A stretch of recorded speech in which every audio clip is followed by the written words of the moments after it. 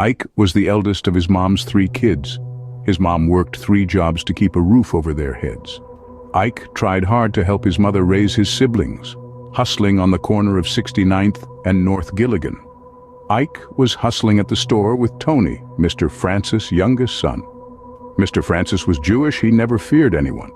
Mr. Francis had a good connection. Nothing they sold was ever weak.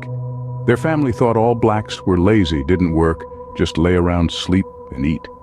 They didn't trust anyone, especially around the hood. Ike was the only person that could ever touch their goods. Ike had turned 13. He was tired of wearing the same old shoes. Ike wanted to hustle to get some that were brand new. This was a Friday, the block was jumping, he figured this could be his way.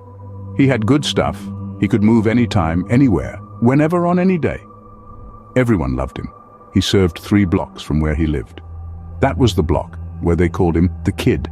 He decided to head to Tony's, who he hustled for. He noticed something strange when he got to the store.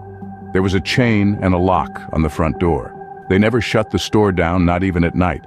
If they had, Tony would have phoned Ike. Ike got curious. This just didn't feel right. He walked around to the back, rolling his bike. Ike checked to see if they had left on any lights. The store had a secret entrance that he could lift that had a wooden hatch. When he opened the lift, that's when he saw 2 men wearing masks. Ike knew what this was, he had seen them once before. They were the same 2 guys that robbed the liquor store next door. He got down really low, moving his body as if in slow mode.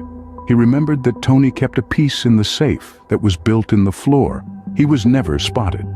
What's the combination, he thought to himself. He must have forgot it. Then all of a sudden, there was a click.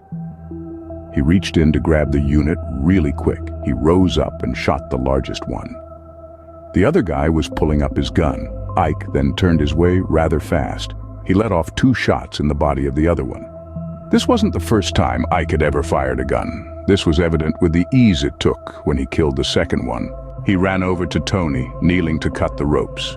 Then he took the gag off his mouth that was tied around his throat. Then Tony said, "You are our last hope." They cut the ropes off of Mr. Francis, Tony's uncle, and his big brother, whose eyes were abloat.